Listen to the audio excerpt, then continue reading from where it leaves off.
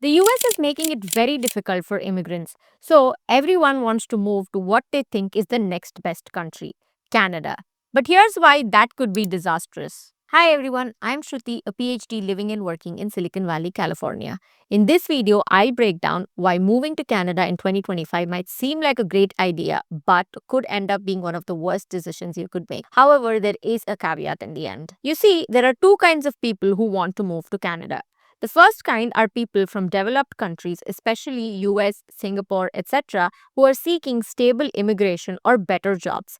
And the second kind are people from developing countries like India, Mexico, other Southeast Asian countries, etc. Now, if you are somebody living in the US and are considering moving to Canada, then hear me out. While the move can sound enticing at first, it can wreck your financial security and quality of life. No matter what field you are in, you will be taking a 35 to 40% pay cut when you move to Canada, while your expenses will be more or less the same or higher in many cases. This is because, unlike the US, where the population is spread out across the entire country and job availability exists in every single state, Canada's population and economic activity is actually concentrated in 3 to 4 major cities, which makes the cost of living very high.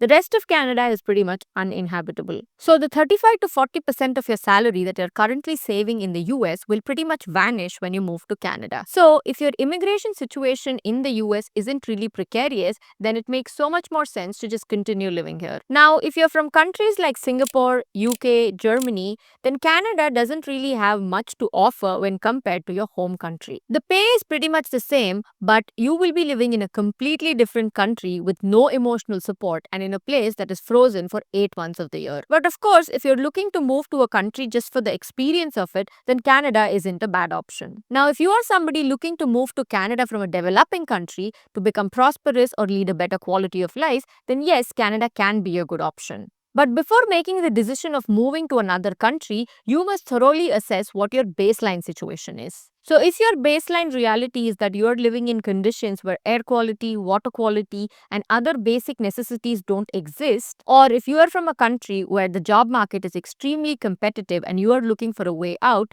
then Canada does have relaxed immigration policies, the people are welcoming, and it's a politically neutral country. The truth is that no country is inherently good or bad. The decision to relocate really depends on what your baseline situation is. Hope this was helpful, and for more such insights, subscribe to my channel.